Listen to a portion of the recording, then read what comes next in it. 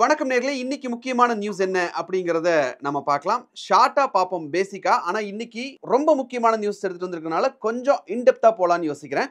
ஏன்னா இன்டெப்தா போகும்போது கன்ஃபார்மா உங்க பாக்கெட்ல இருக்கிற பணத்தை நீங்க சேவ் பண்ண முடியும் அப்படின்றதுனால கொஞ்சம் டெப்தா புரிஞ்சுக்கிட்டா இன்னும் ஈஸியா இருக்கும் அப்படின்றதுனால இந்த முக்கியமான நியூஸ் உங்களுக்காக எடுத்துட்டு வந்திருக்கேன். ஃபர்ஸ்ட் நியூஸ் என்ன அப்படின்னா, டிஜிட்டல் கோல்ட், இ கோல்ட் அப்படின்ற பேர்ல நிறைய அட்வர்டைஸ்மெண்ட்ஸ் எல்லாம் நாங்க பார்க்குறோம். அந்த அட்வர்டைஸ்மெண்ட் பார்த்துட்டு நீங்க போய் டிஜிட்டல் கோல்ட், இ கோல்ட் எல்லாம் நீங்க முதலீடு பண்ணிட்டு நாளைக்கு ஏதாவது பிரச்சனைனா எங்ககிட்ட வராதீங்க. இதெல்லாம் செபி ரெகுலேட்டட் கிடையாது. அதுக்கும் எங்களுக்கும் எந்த சம்பந்தமும் இல்லை அப்படின்னு செபி அதிகாரப்பூர்வமா ஒரு அறிக்கை வெளியிட்டிருக்காங்க. நிறைய விஷயங்கள் ஆன்லைன்ல ஆப்கள் மூலமா பார்த்தோம் அப்படின்னா, டிஜிட்டல் கோல்ட், இ கோல்ட் இந்த மாதிரியான விஷயங்கள்ல முதலீடு செய்யுங்க செய்யுங்க செய்யுங்க நிறைய அட்வர்டைஸ்மெண்ட் நாங்க பார்க்குறோம். டிஜிட்டல் கோல்ட பல இடங்கள்ல ஏதோ பிசிக்கல் கோல்டே கையில வாங்குற மாதிரியான அட்வர்டைஸ்மெண்ட்லாம் நாங்க பார்க்குறோம். ஆனா இதையெல்லாம் பார்த்து நீங்க போய் அதுல பணத்தை போட்டு ஏமாந்துட்டீங்க அப்படின்னா இது எல்லாமே செபியால் கட்டுப்படுத்தப்பட்டவை கிடையாது அப்படின்னு சொல்லி செபி தெளிவா ஒரு விளக்கம் கொடுத்திருக்காங்க. அதுக்கு அவங்க சொல்லி இருக்கக்கூடிய முக்கியமான விஷயம் என்ன அப்படின்னா, இந்த டிஜிட்டல் கோல்டு அப்படிங்கிறது, அதாவது டிஜிட்டல் கோல்டு அல்லது இ கோல்டு ப்ராடக்ட்ஸ் அப்படிங்கிறது செக்யூரிட்டிஸ் கிடையாது, அதாவது ஸ்டாக்ஸ் கிடையாது. அதே மாதிரி கமாடிட்டி டெரிவேட்டிவ்ஸ் கிடையாது, அதுக்கு கீழேயும் வராது. அதனால செபி ப்ரொடெக்ஷன் மெக்கானிசம் எதுவுமே இதை கட்டுப்படுத்தாது. நாளைக்கு இதுல நீங்க முதலீடு பண்ணி ஏதாவது லாஸ் அப்படின்னு வந்துருச்சு அப்படின்னா உங்களுடைய பணத்தை திரும்ப பெறுவதற்கு செபி எந்த வகையிலும் உதவி செய்ய முடியாது அப்படிங்கிறத செபி ரொம்ப தெளிவா சொல்லியிருக்காங்க. சரி, அப்போ நமக்கு என்ன ஒரு கேள்வி வரும்? எதுல இப்ப நம்ம முதலீடு பண்ணலாம்? நான் டிஜிட்டல் கோல்டு மாதிரியான விஷயங்கள் எல்லாம் இன்வெஸ்ட் பண்ணா சேஃப் அப்படின்றத மாதிரி யோசிச்சிருந்தேன். பட் செபி இப்படி சொல்லிட்டாங்க அப்படின்னா எதுல முதலீடு பண்ணலாம் அப்படிங்கிறதுக்கும் செபி ஒரு நோட்டிபிகேஷன் கொடுத்திருக்காங்க. அதாவது செபி ஒரு விளக்கம் கொடுத்திருக்காங்க. அதுல என்ன சொல்லியிருக்காங்கன்னா, gold ETF, exchange traded funds இருக்கு இல்லையா, கோல்டு இடிஎஃப்ல நீங்க முதலீடு பண்ணலாம். கோல்டு மியூச்சுவல் ஃபண்ட்ஸ்ல செபி ரெகுலேட்டடா இருக்கக்கூடிய gold ETF, gold mutual fund மாதிரியான விஷயங்கள் எல்லாத்துலயும் நீங்க முதலீடு பண்ணலாம் அப்படின்னு சொல்லி செபி தரப்புல இருந்து கொடுக்கப்பட்டிருக்கக்கூடிய அறிக்கையில ரொம்ப தெளிவா சொல்லியிருக்காங்க. இன்னைக்கு இருக்கக்கூடிய சூழ்நிலையில டிஜிட்டல் ஆட்ஸ் நிறைய நம்ம பார்க்கிறோம். அதுல நிறைய பேர் போய் ஏமாந்துருவாங்களோ அப்படின்ற ஒரு சந்தேகத்தின் அடிப்படையில் செபி இந்த அறிக்கையை வெளியிட்டிருக்காங்க அப்படின்னு சொல்லப்பட்டிருக்கு. ஸோ இது செபி கொடுத்திருக்கக்கூடிய முக்கியமான விஷயம். இனிமேல் டிஜிட்டல் கோல்டில் நீங்க முதலீடு பண்றீங்க அப்படின்னா கவனமா இருங்க. செபி அவங்களுடைய பார்ட்டை கரெக்டா செஞ்சுட்டாங்க அப்படின்னு தான் நம்ம சொல்லணும். இதுக்கு இன்னொரு எக்ஸாம்பிள் நம்ம சொல்லணும் அப்படின்னா, இப்போ நகைக்கடையில் நம்ம போய் சீட்டு போடுறோம் இல்லையா, அது நீங்க கவனிச்சிருந்தீங்கன்னா தெரியும். ஒரு வருஷத்துக்கு 12 மாசம். ஆனா நகைக்கடை சீட்டு எல்லாமே 11 மாசம் தான் இருக்கும். 12 மாசம் இருக்கவே இருக்காது. காரணம் என்ன அப்படின்றத யோசிச்சிருக்கீங்களா? என்ன காரணம் அப்படின்னா, 11 மாசம் அப்படிங்கிறது நகைக்கடைகளுக்கு வெறும் வசதி மட்டும் இல்ல, அது சட்ட ரீதியான பாதுகாப்பு நகைக்கடைகளுக்கு. என்ன அப்படின்னா, இந்தியன் கம்பெனிஸ் ஆக்ட் 2013 மற்றும் டெபாசிட் ரூல்ஸ் 2014 படி ஒரு நிறுவனம் வாடிக்கையாளர்கிட்ட பணத்தை வாங்கிட்டு 365 நாளுக்குள்ள அந்த பணத்துக்கான பொருளை அவங்க கிட்ட கொடுக்கல அப்படின்னா அது டெபாசிட்டாக கருதப்படும் அப்படின்றது தான் அந்த ரூல் சொல்லக்கூடிய விஷயம். சோ இந்த டெபாசிட் அப்படிங்கறத யார் வாங்கலாம்? ஆர்பிஐ கீழே ரெஜிஸ்டர் செய்யப்பட்டிருக்கக்கூடிய, ஆர்பிஐ அப்ரூவல் கொடுத்திருக்கக்கூடிய ஒரு வங்கி இல்லைன்னா என்பிஎஃப்சி, அதாவது நான் பேங்கிங் பினான்சியல் கம்பெனிஸ் வாங்கலாம். வேற யாரும் டெபாசிட் வாங்க கூடாது அப்படிங்கிறது தான் மிக முக்கியமான விஷயம். சோ 12 மாசத்துக்கு பதிலா 365 நாளுக்கு பதிலா 330 நாள் அப்படின்னு வச்சிட்டோம் அப்படின்னா இந்த சட்டத்துடைய இருக்கக்கூடிய லூப்ல இருந்து தப்பிச்சிடலாம். அதாவது உங்ககிட்ட நகை சீட்டுக்கு வாங்குற பணம் அப்படிங்கிறது டெபாசிட்டா கருதப்படாது. அப்படிங்கிறதுனால தான் நகைக்கடைகள் பொதுவா 11 மாசம் தான் டெபாசிட் ஸ்கீம் அப்படின்னு வச்சிருக்காங்க. அந்த நகைச்சீட்டு ஸ்கீம் அப்படிங்கிறது 11 மாசம் இருக்கிறதுக்கு முக்கியமான காரணம் இதுதான். ஸோ இதை ஏன் நான் இந்த இடத்துல நான் சொல்ல வரேன் அப்படின்னா, நகைக்கடை ஸ்கீம்ஸ்மே ரெகுலேட்டட் கிடையாது அப்படிங்கிறத நாம ஞாபகத்தில் வச்சுக்கணும். அப்படி ரெகுலேட்டடா அப்ரூவல்ஸ் எல்லாம் நிறைய இடத்துல வாங்க வேண்டியது இருக்கும். அப்படிங்கிறதுனால தான் 12 மாசம் இல்லாம 11 மாசம் நகைக்கடை சீட்ஸ் எல்லாம் வச்சிருக்காங்க அப்படிங்கிறதையும் நாம இந்த இடத்துல புரிஞ்சுக்க வேண்டியது ரொம்ப முக்கியமான விஷயம். அடுத்த முக்கியமான நியூஸ் என்ன அப்படின்னா, எலான் மஸ்க் உடைய சம்பளம் $1 trillion, அதாவது இந்திய மதிப்புல 83 லட்சம் கோடி ரூபாய். இதுக்கு முன்னாடி இப்படி ஒரு பேக்கேஜ் யாருக்குமே எந்த நிறுவனமும் கொடுத்ததில்லை. இதுதான் ஹையஸ்ட் சேலரி அப்படி இப்படின்னு நிறைய விஷயங்கள் நம்ம பார்த்துட்டோம். ஆனா அதுக்கு பின்னாடி ஒரு சில டக்கு இருக்கு. உடனே அந்த 83 லட்சம் கோடி எடுத்து கொடுத்துட மாட்டாங்க. பொதுவா எலான் மஸ்கை பொறுத்த வரைக்கும் அவருக்கு நாம மாசம் மாசம் சம்பளம் வாங்குறோம் இல்லையா, அந்த மாதிரி மாசம் மாசம் சம்பளம் எல்லாம் போகாது. அவருக்கு சம்பளம், போனஸ் இந்த மாதிரியான விஷயம் எல்லாம் எதுவும் கிடையாது. அதுக்கு பதிலா இந்த திட்டம் என்ன அப்படின்னா, அவருக்கு டெஸ்லா ஷேர்ஸா வழங்கப்படும். ஸோ இந்த $1 trillion அப்படிங்கிறது வந்தது அப்படின்னா இவருக்கு கூடுதலா நெக்ஸ்ட் 10 இயர்ஸ்ல 423.7 மில்லியன் டெஸ்லா ஷேர்ஸ் இவருடைய பேருக்கு கிடைக்கும், which is 12% of total Tesla share அப்படின்னு. அதாவது 10 வருஷத்துக்கு அப்புறம் 12% ஆஃப் டோட்டல் டெஸ்லா ஷேர். இது என்னங்கிறது நான் உங்களுக்கு இன்னும் ஈஸியா புரியுற மாதிரி எக்ஸ்பிளைன் பண்றேனே. மொத்தமா 1 ட்ரில்லியன் அப்படிங்கிறது 10 வருஷத்துக்கு அப்புறம் டெஸ்லாவுடைய 12% ஆஃப் ஷேர்ஸா இருக்கணும் அப்படிங்கிறது ஒரு இலக்கு. அதாவது இன்னைக்கு டெஸ்லாவோட டோட்டல் வேல்யூ அப்படின்னு பாத்தீங்கன்னா 1.5 ட்ரில்லியன். இப்போ நான் இந்த வீடியோ ஷூட் பண்றதுக்கு முன்னாடி வந்து பார்த்துட்டு வரும்போது அது 1.35 ட்ரில்லியன் டாலர்ஸ் தான் இருக்கு. ஸோ இந்த 1.5 ட்ரில்லியனை நம்ம வச்சுப்போமே. இந்த 1.5 ட்ரில்லியன் டாலர்ஸை அடுத்த 10 வருஷத்துக்குள்ள எலான் மஸ்க் அவருடைய திட்டங்கள் மூலமா 8.5 ட்ரில்லியன் டாலர்ஸா இன்க்ரீஸ் பண்ணணும். அப்படி இன்க்ரீஸ் பண்ணுனா அவருக்கு இந்த 1 ட்ரில்லியன் டாலர் பேக்கேஜ் கொடுக்கப்படும் அப்படின்னு சொல்லியிருக்காங்க. இதுல முதல் பகுதி அப்படிங்கிறது இந்த 1.5 ட்ரில்லியன் டாலர்ஸ்ல இருந்து இந்த கம்பெனியோட டோட்டல் வேல்யூ 2 ட்ரில்லியன் டாலரா மாறுச்சுன்னா ஃபர்ஸ்ட் ட்ரெஞ்ச் ஆஃப் ஷேர்ஸ் வந்து வழங்கப்படும் அப்படின்னு சொல்லியிருக்காங்க. அதுக்கப்புறம் மீதி பங்குகள் படிப்படியா ஒவ்வொரு வருஷமும் கொடுக்கப்படும் அப்படிங்கிறது தான் இதனுடைய அமைப்பு.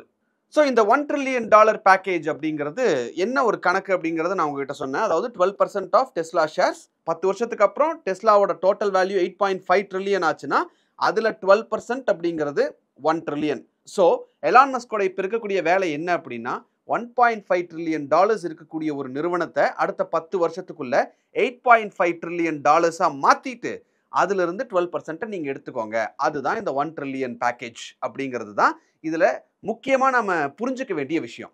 இதுக்கு around 75% of the shareholders ஒப்புதலும் கொடுத்துட்டாங்க. ஆனா இது இன்னைக்கே முடிஞ்சு நாளைக்கே அந்த 8.5 ட்ரில்லியன் டாலரா மாத்துற விஷயம் கிடையாது இல்லையா? ஸோ இந்த 1.5 ட்ரில்லியன் இருந்து 8.5 ட்ரில்லியனா மாத்துறது அப்படிங்கிறது ஈஸியான வேலை இல்லைங்கிறது எல்லாருக்கும் தெரிஞ்சதுதான். டெஸ்லா ஒரு டைம்ல பாத்தீங்கன்னா லக்ஸுரி, அதாவது கார்ஸுடைய அட்மோஸ்ட் லக்ஸுரி அப்படின்ற மாதிரியான ஒரு ஃபீல், டெஸ்லா காரை பார்க்க மாட்டோமா அப்படின்னு சொல்லி எல்லாம் ஒரு தாட் இருந்ததெல்லாம் உண்டு. இந்தியாவை பொறுத்த வரைக்கும் இன்னும் யாருமே வந்து பெரிய அளவில் டெஸ்லா கார்ஸை எக்ஸ்ப்ளோர் பண்ணி பார்க்கல அப்படிங்கிறது தான் உண்மை. இப்போ இருக்கக்கூடிய சுச்சுவேஷன்ல டெஸ்லா நிறுவனம் அவங்களுடைய கார் பிஸ்னஸை விட்டுட்டு autonomous taxi, next generation technologies, artificial இன்டெலிஜென்ஸ்னு பல விஷயங்கள்ல கவனம் செலுத்த ஆரம்பிச்சிட்டாங்க. அப்படியான ஒன்னே டெஸ்லா கார்ஸுடைய விற்பனை அப்படிங்கிறது பெருமளவுக்கு குறைஞ்சிருக்கு. உதாரணத்துக்கு சொல்லணும்னா இந்தியாவில் டெஸ்லாவுடைய ஷோரூம் எல்லாம் ஓப்பன் பண்ணாங்க. இன்னைக்கு எத்தனை பேர் எத்தனை டெஸ்லா கார்ஸை இந்தியாவிலேயே பார்த்துருக்கோம்? பெருசா பார்க்கல. ஸோ டெஸ்லாவுடைய விற்பனை அப்படிங்கிறது அந்த லெவலில் தான் இருக்கு. ஸோ இந்த 75% ஷேர் ஹோல்டர்ஸ் வந்து ஓகே சொல்லிட்டாங்க அப்படின்னாலும் அவர் அந்த கூட்டத்தில், அவர் கலந்துகிட்ட அந்த கூட்டத்தில் ஒரு பெரிய ரோட் மேப்பை வெளியிடுறாரு. அதுல என்னன்னா அடுத்த 10 வருஷத்துக்குள்ள அவர் 20 மில்லியன் வாகனங்களை தயாரிக்கணும், 1 மில்லியன் ரோபோ டாக்ஸியை தயாரிச்சு விற்கணும், 1 மில்லியன் ஹியூமனாய்டு ரோபோட்ஸை விற்பனை செய்யணும் அப்படின்னு ஒரு இலக்கு வச்சிருக்காங்க. இதையெல்லாம் செஞ்சாதான் இந்த டெஸ்லாவுடைய மதிப்பு அப்படிங்கிறது 1.5 ட்ரில்லியன்ல இருந்து 8.5 ட்ரில்லியன் ஆகும். அந்த 8.5 ட்ரில்லியன்ல 12% அப்படிங்கிறது 1 ட்ரில்லியன். அந்த 1 ட்ரில்லியன் ஷேர்ஸா, அதாவது 1 ட்ரில்லியன் டாலர் மதிப்பு இருக்கக்கூடிய ஷேர்ஸ் எலான் மஸ்குடைய பெயருக்கு எழுதி வைக்கப்படும், which is 12% of Tesla shares அப்படிங்கிறது தான் இதோடைய டோட்டல் சாராம்சம். ஆனா டெஸ்லாவோட கார்ஸ் விற்பனை எப்படி இருக்கு அப்படின்னு பார்த்தா ஜெர்மனி, யூகே, ஸ்பெயின், நெதர்லாந்து எல்லா இடத்துலையும் பார்த்தா ரொம்ப கம்மியாக தான் இருக்கு. டெஸ்லாவுடைய சைபர் ட்ரக் வந்ததுக்கு அப்புறம் பயங்கரமா சேல்ஸ் இருக்கும் அப்படின்லாம் எதிர்பார்க்கப்பட்டது. ஆனா டெஸ்லாவோட சைபர் ட்ரக்கும் மொத்தமே 16,000 யூனிட் தான் வித்திருக்காங்க. இப்படி ஒரு விஷயம் போயிட்டு இருக்கும்போது எலான் மஸ்கோட அரசியல் கருத்துக்கள் டெஸ்லாவுக்கு மிகப்பெரிய சவாலா மாறுச்சு. அது மட்டும் இல்லாம அவருடைய அடுத்தடுத்த ஆம்பிஷன்ஸ் அப்படிங்கிறது மாறி மாறி போகும்போது, கோல் போஸ்ட் மாறிட்டே இருக்கும்போது இவர் டெஸ்லால கோட்டை விட்டுருவாரோ அப்படின்ற ஒரு சந்தேகமும் இருக்கு. ஏன் இதை நான் சொல்றேன் அப்படின்னா, இப்போதைக்கு எலான் மஸ்குடைய கவனம் அப்படிங்கிறது ரோபோ டாக்ஸி அண்ட் ஹியூமனாய்டு பக்கம் கம்ப்ளீட்டா திரும்பிடுச்சு. இனி அடுத்தது டெஸ்லாவோட நிலை என்ன ஆகும் அப்படிங்கறத நம்ம கவனிச்சு பார்க்கணும். ஒன்னு. ரெண்டாவது, அந்த அதர் சைடு BYD பெரிய அளவுல வளர்ந்துகிட்டே இருக்காங்க. அவங்க டெஸ்லாவோட மார்க்கெட்டை பிடிச்சிட்டாங்க. அப்படி இருக்கிறப்போ டெஸ்லா அண்ட் BYD அப்படிங்கிற ஒரு சிச்சுவேஷன்ல இருக்கக்கூடிய நிறுவனங்கள் டெஸ்லா இந்த போட்டியை சமாளிக்குமா அப்படிங்கிறத பெரிய கேள்வியா எழுந்திருக்கு. இந்த போட்டியை சமாளிக்கணும், 1.5 ட்ரில்லியன் டாலர் கம்பெனியை 8.5 ட்ரில்லியன் டாலரா மாற்றணும். மாற்றினதுக்கு அப்புறம் Elon Musk 1 trillion dollar package கிடைக்கும். அடுத்த ஒரு முக்கியமான நியூஸ், அமெரிக்க வெளியுறவுத்துறை, அதாவது US ஸ்டேட் டிபார்ட்மெண்ட் எல்லா தூதரகங்களுக்கும், எம்பசிஸ்க்கும், விசா ஆஃபீஸர்ஸ்க்கும் ஒரு புதிய நோட்டீஸ், அதாவது புதிய சர்க்குலரை அனுப்பிச்சிருக்காங்க. அது என்ன அப்படின்னா, வெளிநாட்டில் இருக்கிறவங்க யாராவது அமெரிக்காவுக்கு வரணும் அப்படின்னு விசா வந்து ஃபாரின் நேஷனல்ஸ் வந்து விசா வேணும்னு வந்து கேட்டாங்க அப்படின்னா, அவங்களுக்கு வந்து ஹார்ட் டிசீஸ் இருக்கா, கேன்சர் இருக்கா, டயபெட்டிஸ் இருக்கா, ஒபிசிட்டி இருக்கா, இதெல்லாம் பாருங்க. பார்த்துட்டு அவங்களுக்கு இதெல்லாம் இருந்தது அப்படின்னா அவங்களுக்கு விசா கொடுக்காதீங்க. ஏன்னா அவங்க இங்க வந்ததுக்கு அப்புறம் கவர்மெண்ட் அவங்களுக்கும் சேர்த்து செலவு பண்ணக்கூடிய சிச்சுவேஷன் வந்துருச்சுன்னா என்ன பண்றது?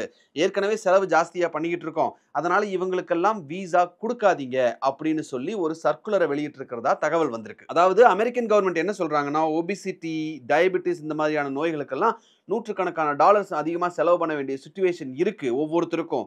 அப்படி இருக்கிறப்ப அதையும் நான் பப்ளிக் மணில இருந்து செலவு பண்ண வேண்டிய ஒரு சிச்சுவேஷன் வந்துருச்சுன்னா என்ன பண்றது அப்படிங்கிறதுனால இவங்களுக்கெல்லாம் வீசா குடுக்காதீங்க அப்படின்னு சொல்லியிருக்காங்க. அதை தாண்டி இன்னொரு படி என்ன போயிருக்காங்க அப்படின்னா, அவங்களுடைய ஃபேமிலி ஒருவேளை ஒருத்தர் வந்து வீசா கேட்கிறாரு, அவரு டிபெண்டன்ட்டா ஒருத்தங்களை கூட்டிட்டு வராங்க அப்படின்னா, அந்த டிபெண்டன்ட்டுக்கும் இந்த மாதிரியான நோய்கள்லாம் இருக்கா? அதாவது டயபெட்டிஸ், ஒபிசிட்டி இந்த மாதிரியான விஷயங்கள்லாம் இருக்கான்னு பாருங்க. அவங்களுக்கும் இருந்தது அப்படின்னா, இந்த வீசா கேட்கிறவங்களுக்கும் வீசாவை கேன்சல் பண்ணி விட்டுருங்க. இவங்களுக்கு வீசா கொடுத்ததுனால தானே அவங்க டிபெண்டன்ட்டா வராங்க. அவங்களுடைய வீசாவையும் கேன்சல் பண்ணிடுங்க. இவங்களோட வீசாவையும் கேன்சல் பண்ணிடுங்க. அரசுக்கு செலவு மிச்சம் அப்படின்னு சொல்லி அமெரிக்கன் கவர்மெண்ட் தரப்புல இருந்து சொல்லப்பட்டிருக்கிறதாக ஒரு தகவல் பெரிய அளவுல போய்கிட்டு இருக்கு. ஏங்க என் ஃபேமிலியில நான் ஒருத்தரை கூட்டிட்டு வரேன். அவங்களுக்கு நீங்க சொல்ற மாதிரி ஏதாவது நோய் இருக்கு அப்படின்னா அவங்களுக்கு நீங்க வீசா கொடுக்க மாட்டீங்க அப்படின்னு மறுத்தா அதுல ஒரு அர்த்தம் இருக்கு. ஏன் வீசாவையும் சேர்த்து நீங்க கேன்சல் பண்ணிடலாம் அப்படின்ற ஒரு விஷயத்த சொல்றீங்களே அப்படின்னு ஒரு கேள்வி வரலாம். அதுக்கு அவங்க சொல்லக்கூடிய விஷயம் என்ன அப்படின்னா, ஒரு நபர் தொடர்ந்து இந்த மாதிரியான விஷயங்களை இப்போ ஃபார் எக்ஸாம்பிள் இந்தியாவில் ஒருத்தங்க இருக்காங்க, அமெரிக்காவில் ஒருத்தங்க இருக்காங்க. அந்த டிபெண்டன்ட்டுக்கு வீசா கிடைக்கல அப்படின்னா, இவர் அமெரிக்காவில் போய் உட்காந்துக்கிட்டு இதை நினச்சிக்கிட்டே வேலை செஞ்சார் அப்படின்னா, தொடர்ந்து அவங்களால இங்கே வேலை செய்ய முடியாத ஒரு சூழ்நிலை வந்துடும். ஸோ அதுக்கு அவங்களுக்கு நாங்கள் இன்வெஸ்ட் பண்ணக்கூடிய விஷயங்கள் எல்லாம் வேஸ்ட் ஆகிடும் அப்படின்னு பெனி பை பெனி எங்கெங்கெல்லாம் மிச்சம் முடிக்க முடியும் அப்படின்னு பார்த்து எல்லா இடத்துலையும் அமெரிக்கன் கவர்மெண்ட் கட் பண்ணிக்கிட்டு இருக்காங்க. பட் இதுல வழக்கம் போல அமெரிக்கா ஒரு விஷயம் சொல்லுச்சு அப்படின்னா அதுக்கான கிளாரிட்டிங்கிறது கொஞ்ச நாளுக்கு அப்புறம் தானே வரும். ஸோ இதுக்கான கிளாரிட்டி அப்படிங்கிறது இனிமேல் தான் வரும் அப்படின்னு எதிர்பார்க்கலாம். இன்னும் ஒரு கிளாரிட்டி இல்லை, இது ஒரு தகவல் அப்படிங்கிற மாதிரியான அளவில் தான் இருக்கு.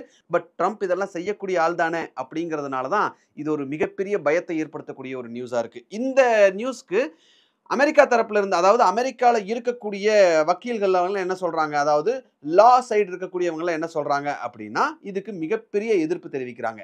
ஏன் அப்படின்னா, வீசாக்கு இன்டர்வியூ எடுக்கக்கூடிய ஒரு எம்பசியில் இருக்கக்கூடிய ஒரு ஆபீசருக்கு ஒபிசிட்டி பத்தி என்ன தெரியும், கேன்சரை பத்தி என்ன தெரியும், அவங்களுக்கு வந்து கார்டியாக் விஷயங்களை பத்தி, அதாவது ஹார்ட் டிசீஸ் பத்தி என்ன தெரியும், என்ன பேசிஸ்ல அவங்க வீசாவை மறுப்பாங்க அப்படின்னு சொல்லி இவங்க இதெல்லாம் கேட்குறாங்க. ஸோ இதை ஒரு காரணமாக நீங்கள் வச்சிங்கன்னா அங்கே டாக்டர் தான் உட்கார வைக்கணும் வீசா கொடுக்கறதுக்கு.